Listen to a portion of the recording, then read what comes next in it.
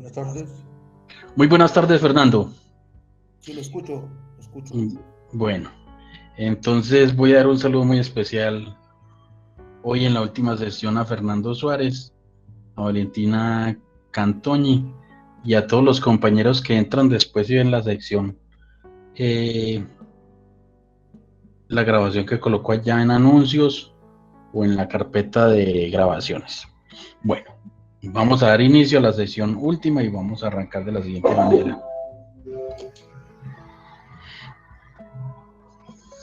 El tema del día de hoy es registro de cuentas.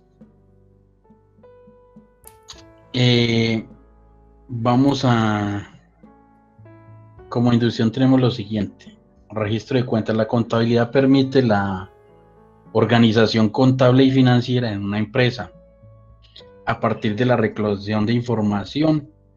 Es por ello que utilizamos la partida doble. En otras palabras, podemos decir que la partida doble tiene un principio que es todo cargo o todo abono que se haga en el debe implica que hay que hacer un cargo o un abono en el haber para que se dé el balance entre las cuentas, ya que en contabilidad siempre debe hacerse el doble abono.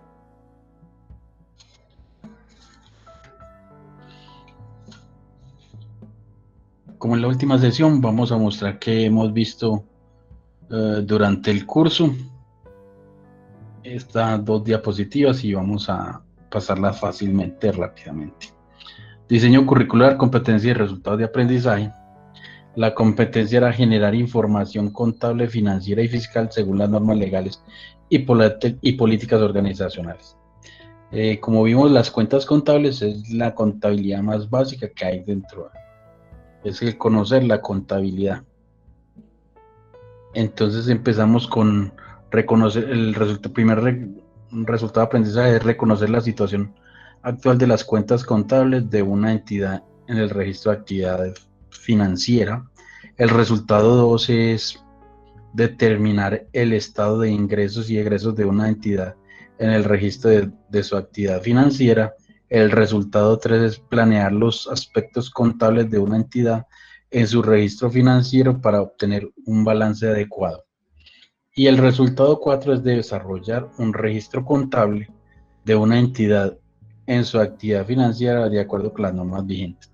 Entonces, básicamente lo que vimos es durante el curso es la contabilidad más sencilla y más básica que hay, como base fundamental para otros cursos que son el complemento de este.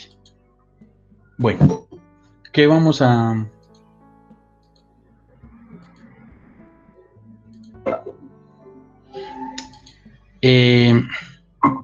Les recuerdo que la certificación... Buenas tardes, profe, ¿cómo está? Buenas tardes. Les recuerdo que la certificación, yo coloco que se demora 30 días, pero eso después de que llegue el certificado, como a los 5 días está la certificación. Todo depende de ese sistema Sofía Plus. ¿Y cómo se descarga el certificado? El certificado uno puede entrar a Google y ahí le da certificado SENA, le mete el número de la cédula y le permite descargar el certificado, así de fácil es. Dentro de la plataforma también hay otra forma de descargar el certificado, hay un video, ahí lo pueden ver también. Los invito a que continúen su formación de otros programas acá en el SENA. Recuerden que en el SENA todo es gratis. Y como les decía, cuentas contables es la contabilidad más básica. El complemento sería contabilidad en las organizaciones y luego análisis financiero.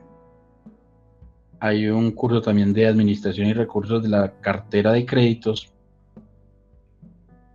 Hay un curso de fundamentos básicos de mercado de valores para el inversionista.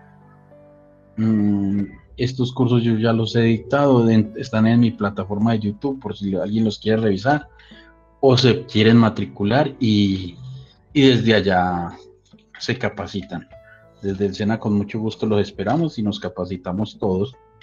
Hay otro curso que llama ingresos y gastos personales, que es básicamente cómo manejar los ingresos, hacer los presupuestos personales de ingresos y gastos y de ahorro, que se busca básicamente ahorrar el 10% para luego invertir. Entonces es el otro curso pues recomendado. Bueno, ya entrando en materia para continuar con el curso del día de hoy, con el tema del día de hoy de partida doble, entonces vamos a empezar. Consiste en registrar cada operación 2 veces, como les dije al principio de esta sesión. Entonces, lo que yo haga en el debe, lo debo hacer en el haber, para que haya un equilibrio de balanza. Vemos ahí en la pantalla que dice ejemplo, una empresa vende de contado un terreno por 7.400.000 pesos. Esto quiere decir que recibió esa suma de dinero. Cuando se vende de contado se recibe el dinero, por lo cual la cuenta de activos caja aumenta y por tanto se debita al entregar el terreno. La cuenta de activos terreno disminuye y entonces se acredita. Entonces podemos ver que al vender el terreno de contado, entonces en el debe, que es donde se incrementan las cuentas de caja, aumentan 7.400.000, y en terrenos se hace en el haber, que es donde se disminuyen las cuentas en terreno, ¿cierto? Veamos el siguiente ejemplo. Una empresa realiza una compra de mercancías a crédito por 900.000 pesos. La cuenta de costos denominada compra de mercancías aumenta y por tanto se debita. Cuando se recibe mercancías se debe pagar su valor, pero como fue comprada a crédito, las deudas aumentan, por lo cual la cuenta pasivo llamada proveedor nacional se acredita. Entonces podemos ver lo siguiente.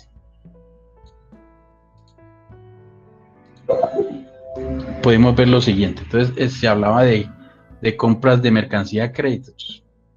¿Qué pasa? Las compras de mercancías aumentan 900.000 pesos y proveedores nacionales o cuentas por pagar se colocan 900.000 pesos en el haber, ¿cierto? Entonces ahí hay equilibrio entre las dos cuentas, entre compra de mercancías y cuentas por pagar proveedores nacionales.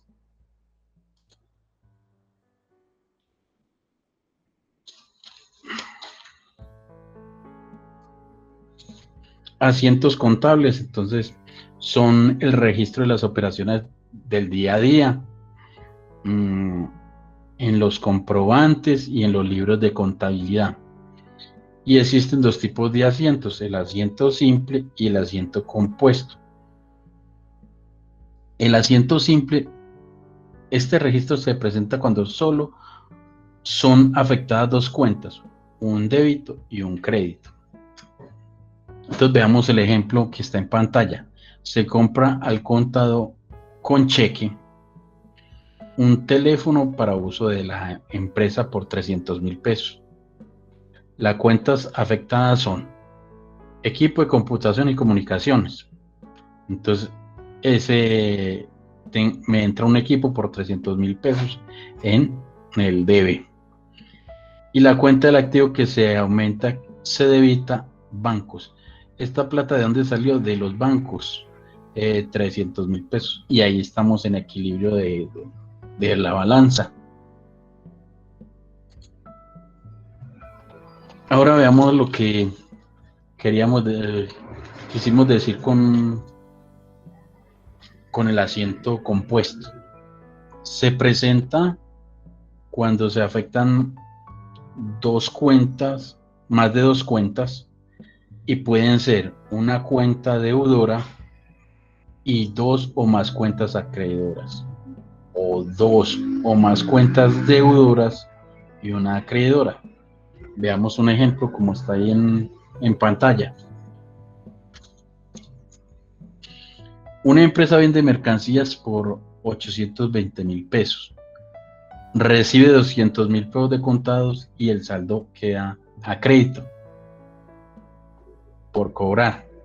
Las cuentas afectadas son tres. Entonces, la caja, que es cuando me entran 200.000 pesos, como dicen ahí. Los clientes, que es una cuenta por cobrar a clientes, por 620.000 pesos, que es la diferencia. Y la parte que vendí, que es comercio al por mayor y al por menor, por valor de 820.000 pesos. Ahí se afectaron tres cuentas, entonces por eso se llama un asiento compuesto, y podemos ver que al sumar los debes da 820.000, que es igual al haber de 820.000 en comercio al por mayor y al por menor. Igualmente podemos ver el asiento en el libro diario, que es lo siguiente. Para registrar las operaciones mercantiles en los comprobantes y libros de contabilidad, se cambia la estructura de la cuenta T por los asientos de diario de forma horizontal. Entonces podemos ver, el código es 1105, que eso lo vamos aprendiendo a medida que vamos entrando en la contabilidad, que es caja. Entonces entró 200.000 pesos. La cuenta 1305, que es clientes, o sea, cuentas por cobrar a clientes, de 620.000 pesos, que es la diferencia entre los 820.000 pesos menos los 200, me quedaron debiendo 620.000 pesos. ¿Y cuál es la tercera cuenta afectada? La 4135, comercio al por mayor y al por menor, por un valor de 820.000 pesos.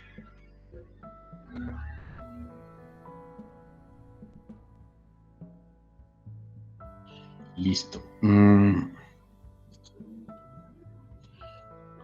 Ejercicio de aplicación. Entonces vamos a ver cómo vamos a desarrollar el siguiente tema.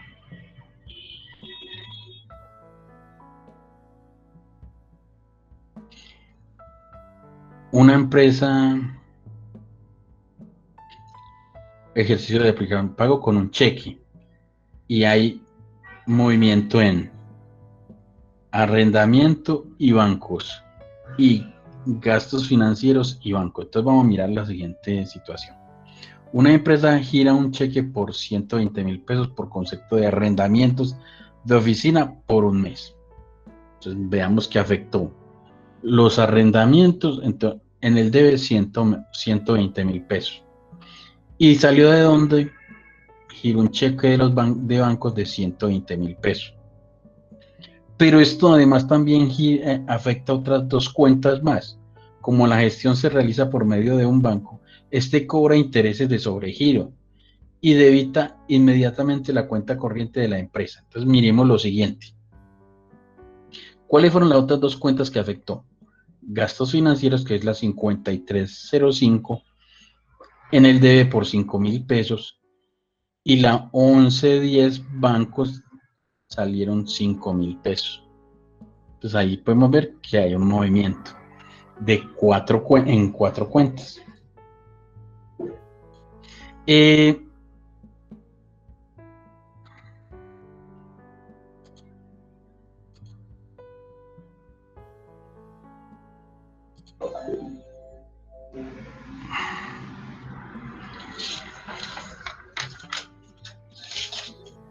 Ahora veamos los siguientes datos. Vamos a ver los ingresos y los gastos causados por pagar. Una empresa obtiene honorarios por valor de 180.000 pesos por asistencia técnica. Entonces, aquí se movemos. Caja, me entraron 180.000 pesos por concepto de unos honorarios, ¿cierto? Por una asistencia que realicé. La otro ejemplo es gastos causados por pagar. Al finalizar el mes, una empresa debe pagar los servicios generales públicos correspondientes a un mes por valor de 185.450. Entonces, servicios públicos, llamémoslo así, 185.450 contra costos y gastos por pagar de 185.400 pesos.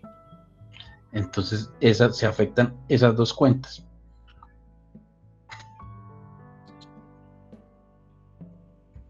Veamos el siguiente ejemplo, que es ingresos recibidos por anticipados. Una empresa recibe 90.000 pesos por concepto de intereses anticipados. Entonces se afecta la caja, que porque me está entrando 90.000 pesos, contra ingresos recibidos por anticipado de 90.000 pesos. Es la otra parte que estoy afectando.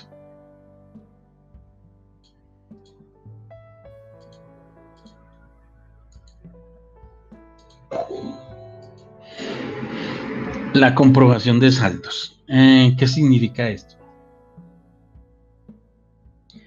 Realizar un balance de comprobación consiste en una sola cuenta T sumar los débitos y los créditos, como se ve ahí en pantalla.